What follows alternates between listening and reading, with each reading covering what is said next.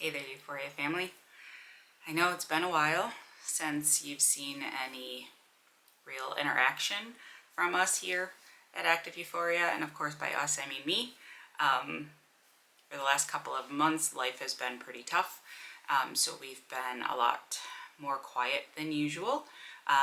We did still run a challenge into the new year. We are still offering training, but as far as social media and outreach and marketing and all of that, I've taken a step back to kind of focus on myself during this hard time.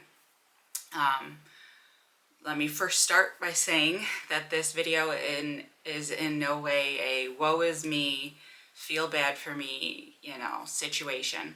I did put it out there a couple of weekends ago, seeing if anybody was interested in a where have you been video now that I'm trying to get myself back into posting more and doing more for Active Euphoria, and everybody voted yes. So this is a video just to kind of give an update as to where we've been, why we've been MIA, what we've been doing, and where we plan to go from here. So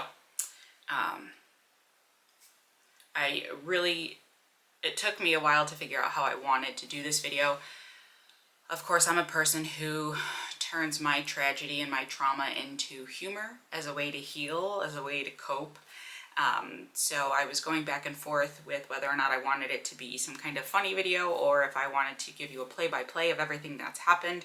And I've actually already recorded this once and I did not like it. I felt that I just rambled and strayed from what I was trying to say. So here we are again. But I ultimately decided that I'm just going to talk and just be real and honest and open with you guys, because that's what I preach with Active Euphoria, that life and wellness is about being real and being realistic and honest with not only yourself, but those who, look up to you or follow you or, kind of turn to you for guidance. So I can't be the best coach and friend and mother and partner and daughter that I want to be if I'm not real and honest. So I'm just going to talk, and I know a lot of that means that I tend to ramble and go and go and go, but that's fine. I'll make it as short and sweet as I can. But yeah, so the last couple of months, like I said, have been hard. In November of this past year, as many of you know, if not all of you know who follow us, I had surgery on my wrist and things are good now. I'm back to teaching classes, but I do have a nice little scar there, you can see. But I did have surgery on my wrist, so recovery for that was tough because it was my first surgery.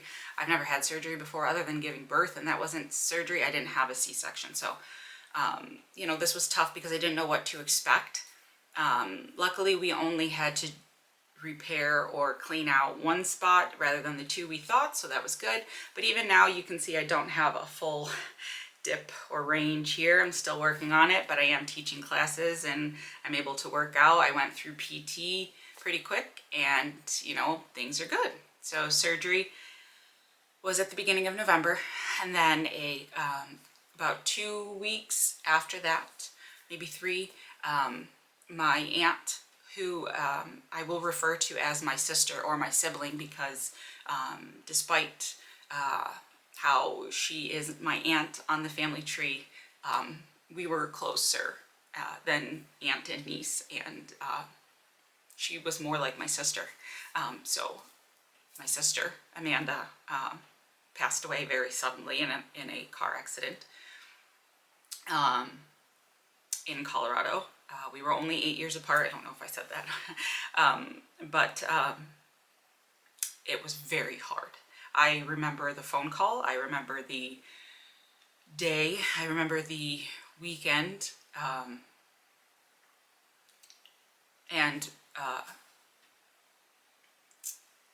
If you know me, I know I say that a lot, but I have just 10 years prior to this, I lost my brother, who was younger than me. So this is another sibling lost very suddenly, involved in a car accident of some kind again. And it was very difficult, and it's been very difficult since, because for me, I'm a person of intuition and gut feelings, and I'm just working on accepting that she's gone. The grief cycle, grief is not linear. I stayed in denial for a very long time.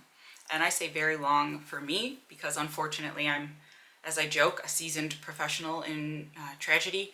And I know how long I tend to stay in the denial stage, and it took a lot longer with Amanda. And I don't know if that was just shock or intuition or what, but I've had a very hard time with her passing. A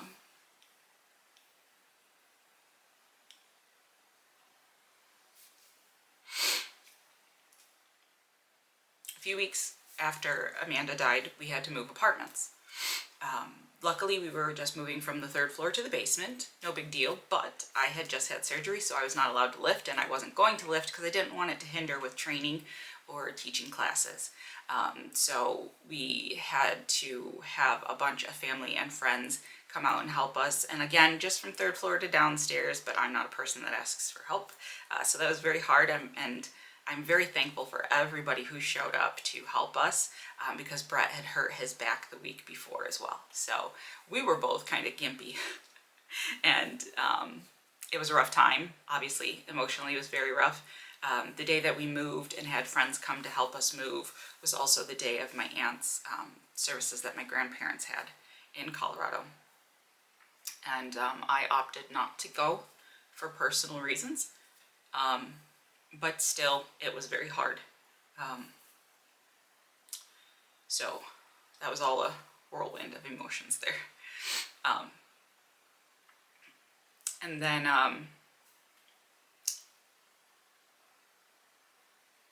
New Year's Day, I received a phone call from my best friend, Janika. And she informed me that one of our childhood best friends, Shayna, had passed away, very tragically as well. And I had just spoken with her 2 weeks before.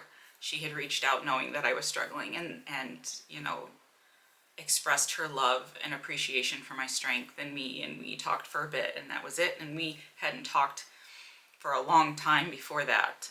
So of course now she's gone, and there's a lot of guilt for not keeping in touch.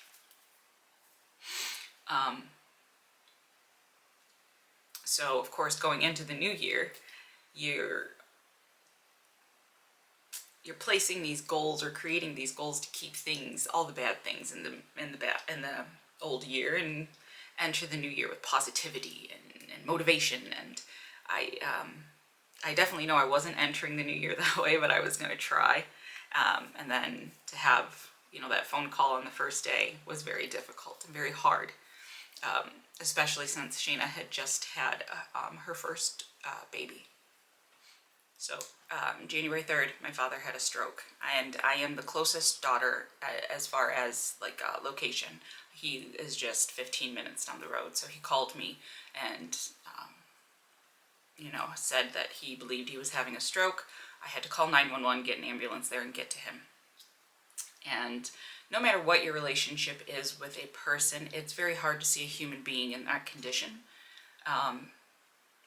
Again, it's a difficult relationship. He knows it, I know it, we all know it. But he's human, and he's somebody who needs help and is having a medical crisis, and it was very hard to see my father in that condition, to see anybody in that condition. I'm sure it would be. But we were able to get him to the hospital and get him seen. He did end up having a stroke. Luckily, he has recovered. He was discharged from the hospital just a few days after he was taken in, and he has since been cleared and is, you know, has made a recovery. So that's great. After that, just a few weeks after that, we ended up going to Disney World. That was Mac's Christmas gift from my mother-in-law. She is absolutely amazing in everything that she does for my son, and I'm so thankful for her, and thankful that we were able to take that trip And even though it was during a very difficult time, it was much needed. Mac had a blast.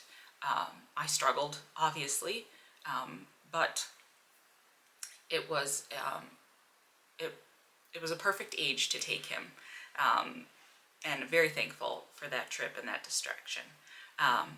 And then as soon as we got back, it was my birthday. Not as soon as, but the next thing was my birthday. I turned 33, and that it was a birthday that didn't feel like a birthday. I think I've been so numb in my grief and anger and sadness and trauma that you just stop feeling after a while. So I was very thankful for the friends that celebrated with me and surprised me with a night out and everything. But it didn't feel like a birthday, really. And the week after that, I actually was flown out to Colorado to spend a weekend with Shane, Amanda's husband. I've called him Uncle Shane one time when I was 21 years old, and he yelled at me and said never again. So I don't say it unless I have Mac refer to him as Uncle Shane. But I was very lucky that Shane flew not only myself but Chelsea and Jamie, who used to nanny for Paxton, flew all of us out, and we got to spend the weekend with him and Paxton,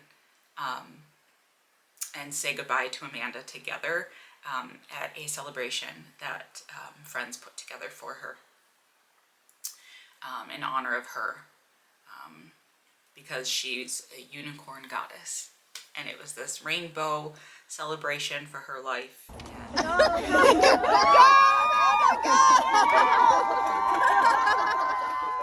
It was just amazing. Everybody there did great.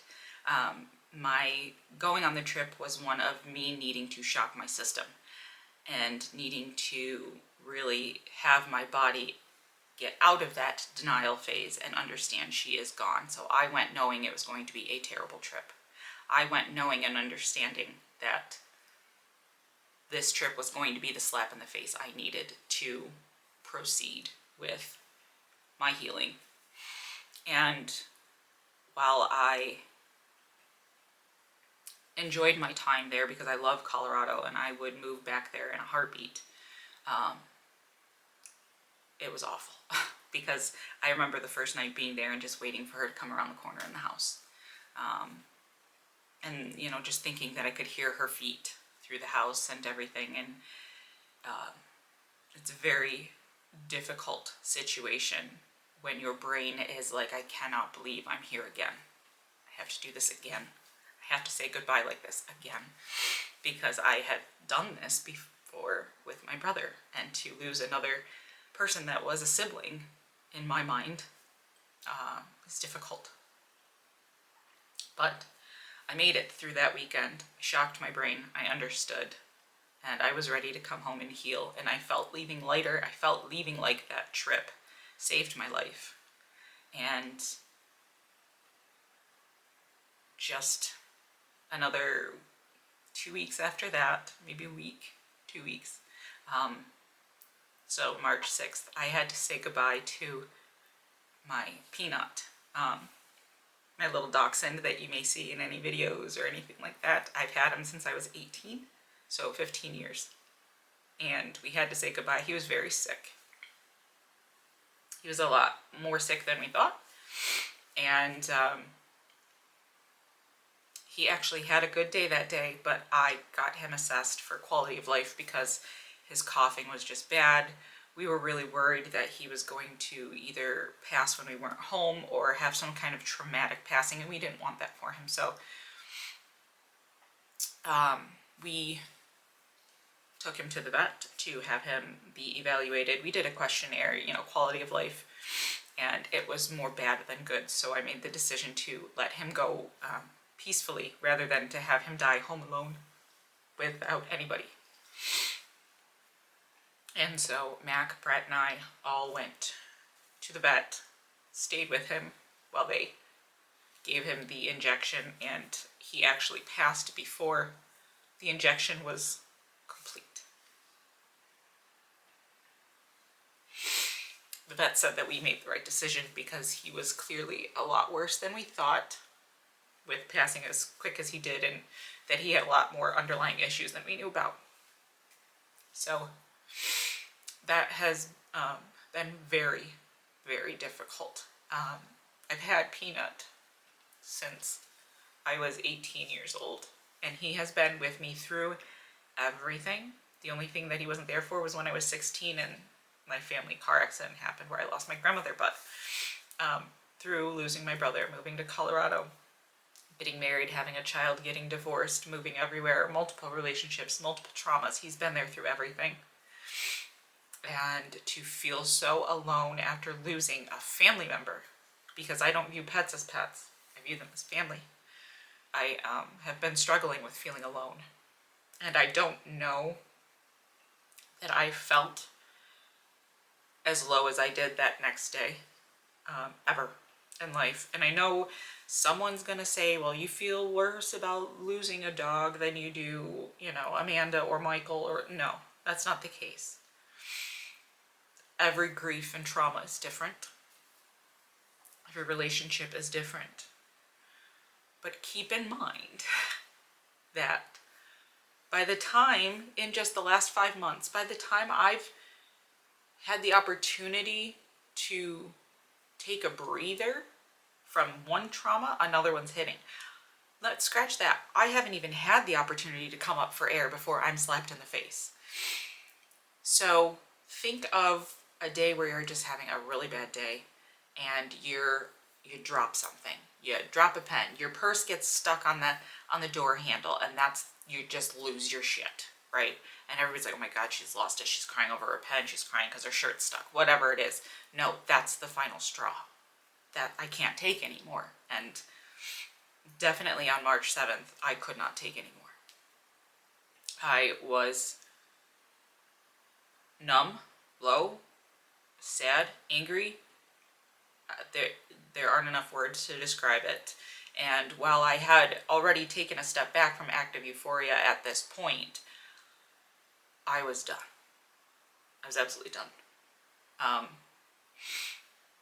That was my moment of, okay, you've got to stop. I know that I can be at this point. I can hold myself accountable here and get all of this done. But right now I don't need to.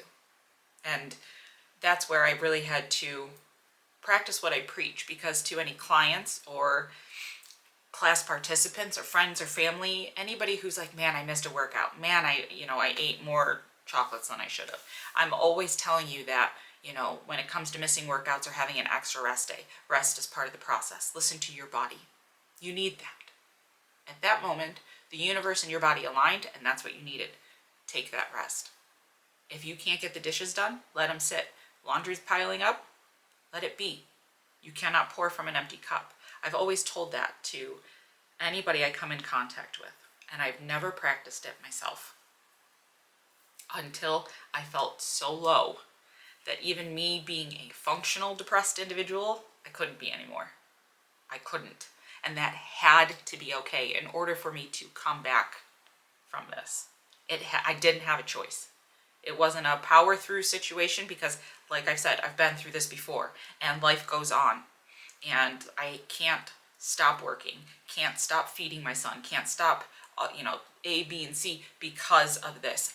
Life keeps going and I have to keep going, absolutely. But in the moments where I have that control of not going, I had to let it go. Dishes piled up, laundry piled up. I was still working. I was still doing behind the scenes business things. Max still had basketball games and practices. I was still doing that. I was still making sure he went to bowling league.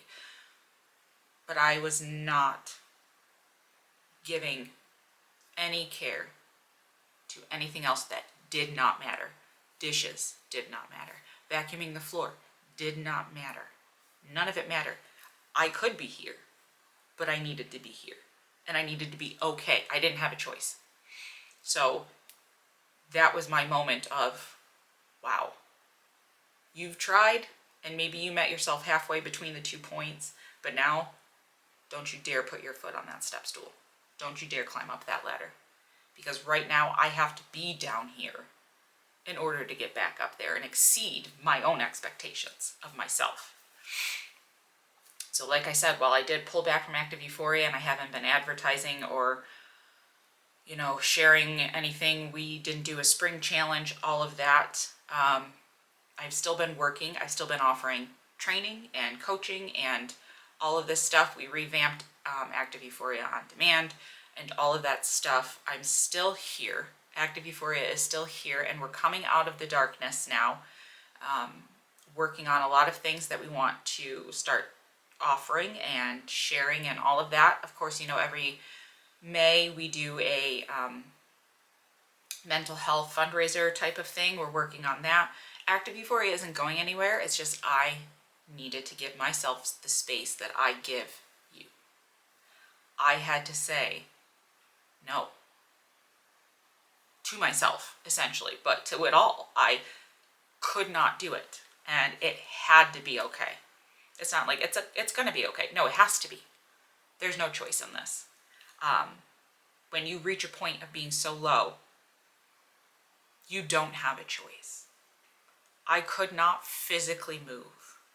I struggled to bathe, to eat, to stay hydrated. I didn't start working out until 2 weeks ago. Other than teaching classes, I still went to classes. I still went to my job. I showed up to appointments. Everything. Because life still has to go on. Those pieces still remain. But me, I had to be low. I had to go through it. And I was still functioning where I needed to be. I was meeting myself where I could. And I could only be down here. And that had to be okay. And I'm okay with that. Some days I beat myself up or feel like I was a terrible mom or a bad partner or whatever the case may be, or that my business was failing, but that's not the case. That's all the negative working against me. And that's, when you're a person of trauma and you have severe depression, anxiety, whatever it may be, the negative is always working so powerfully. And for a brief moment, I had to let it. I had to. Now, does that mean that I've given up? No. Are there days that I want to? Absolutely.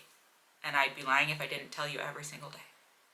Every single day, there's one fleeting moment of wanting to give up, but it's not a choice. And I feel good about taking time for myself. It took a lot of strength, and it still takes a lot of strength, because there are some days where I'm just like, you know what, I can't. The other day, Brett said to me, do we need to buy more bowls? I said, no, your partner's just a scumbag who can't do the dishes. In those moments when I tear myself down, I have to check myself and kind of say, like, no, you're struggling, and that's okay. And just a quick shout out to Brett, who has been absolutely phenomenal since surgery, let alone getting the news about Amanda. I did not function, understandably so, the weekend that she died, and I was answering no phone calls or text messages. I don't even know if my phone had battery after a while. I didn't care. And he was the one who made sure everybody knew I was okay and breathing and all of that, because my family was very scared that I was going to be the next one that they got a phone call about. So I'm very thankful to you, Mr. Cunningham, for all that you've done in the last few months and all that you've done to deal with me and to pick up my slack and do things that you don't normally do, just so that I can be the mess that I need to be. I'm very thankful for you. But now that I am starting to heal and I've found a new therapist, I've taken some time to take care of myself, I've made plans to continue self-care, all of that, I have found amazing friends in Chelsea and Jamie. We are all very close, and I feel as though my weekend with them and Shane and Paxton absolutely saved my life, because I need you guys, and I needed you guys then, and I think Amanda knew that. So I'm very thankful for you guys as well. And it's just been tough. And of course, you try to get through, and you're aware of your child, because, you know, I have Mac here. But he was struggling as well. In December, my mom had to say goodbye to her dog, Frank, and I actually rescued him when I lived in Texas. And Mac has grown up with Frank when he would, when we lived with my mother here in New York. Frank was there. When he went out to Arizona for the summer, Frank was there. He had a very hard time saying good, you know, knowing that Frank was gone. And then after that, his father and stepmother had to say goodbye to their beloved Raja. And Mac really struggled with that one. And then to be just 2.5 weeks after Raja saying goodbye to Pina, who he's had his whole life, Mac has been struggling. And obviously I've been aware, and I, you know, he and I check in on each other. We have code phrases like, hey mom, like, you know, but it got to a point where he wasn't okay, and school had to get involved. So Mac has now re-entered therapy. He was doing it before he got sick a couple of years ago. I think therapy is great for him. It's great for anybody, and he's doing very well. Very, very happy that he's doing so well. He's doing well in school and at home, and he's growing and everything. But he has also been phenomenal in understanding that sometimes mom just is not okay. He's been very worried. He takes on a lot of responsibility as a child, and I know that because I feel I was the same way. But I'm very thankful for him as well, and thankful that he's feeling better and doing better. You know, we're all just doing the best that we can, and it's a lot. You know, sometimes people don't understand how much, you know, well, life happens and you have to keep going, yes, but this is a lot of life to happen in a short amount of time, so tragically.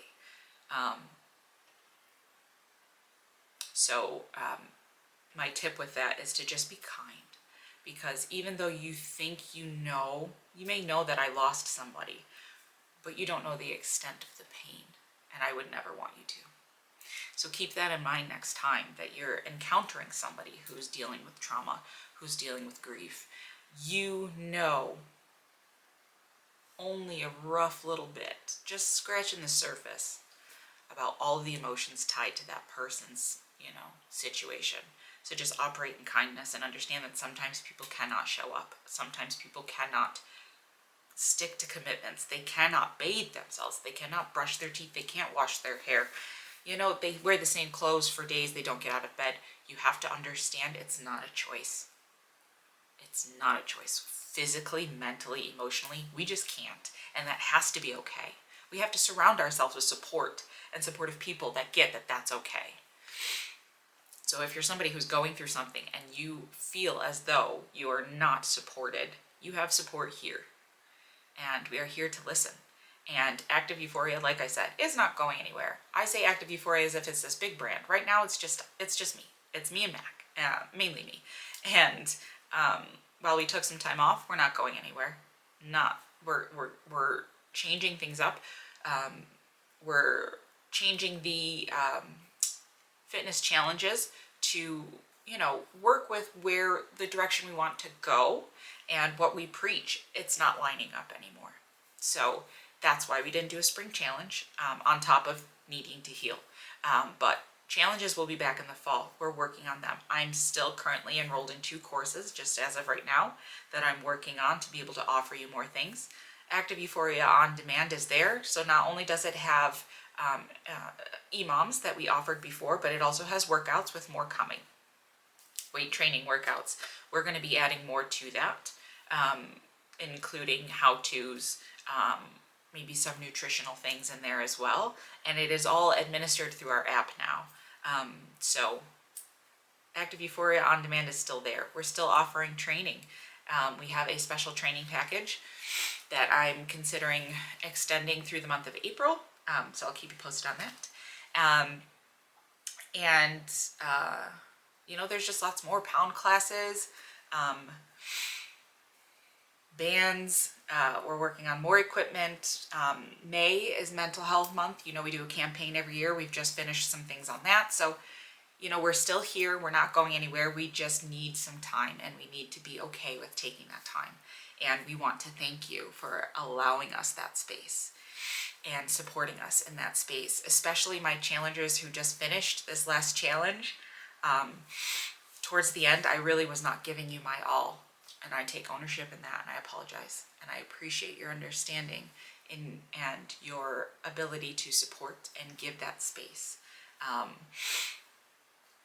It is just amazing to have this community that gets it, because you can't have physical health without mental health. It's wellness. It's the good and the bad, and they all go together. It's all combined. And if you're giving off this image or portraying or lying to yourself, whether you lie to yourself or the person next to you, whatever, that everything is perfect and everything is fine and you're going to be great and it's not, you're setting yourself up to fail. You have to own those emotions, that grief, that trauma, the ups and downs. It's all part of your wellness. Stress is necessary. Chronic stress is not, but stress is necessary. Happiness is great. Sadness is necessary. You can't avoid it. And that's what we want here, is to preach and let you know that it's normal to go through these emotions, these feelings. It's normal to miss leg day. It's normal to eat a donut instead of your smoothie that you brought to work from home. It's normal. This is life, and it has to be a lifestyle, not a strict, you know, I need to lose weight because I look like this, and if I feel thin, I'll be healthy and I'll feel better about myself. That's not what we do here. And the fact that we've built this community to not preach, but to educate that fact that wellness is not about being thin and happy. It's about living your life with all of the emotions, all of the foods that you love and enjoy, all of the workouts you love or hate, or, you know, the emotions, the processing it all, the loving yourself, loving the person next to you. That's wellness. And Active Euphoria is going to stick around to preach that to you, to help you learn that balance, to help you find your wellness. So we may have been gone, but now we're back. And again, thank you for allowing us space. And by us, I mean me. But thank you. Because I don't know that Active Euphoria or myself could have continued if I wasn't given that space. So, shout out to you guys for the support.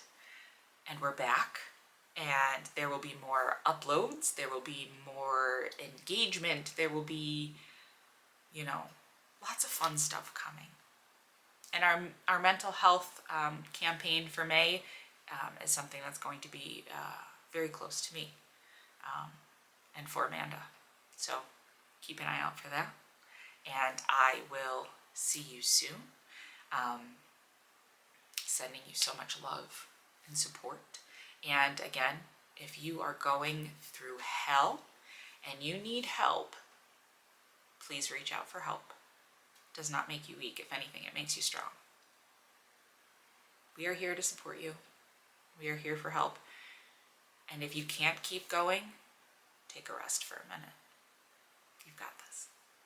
So we'll see you next time. Thanks, guys. But we are back. We're here to stay. And we can't wait to share everything we've got. Bye, guys.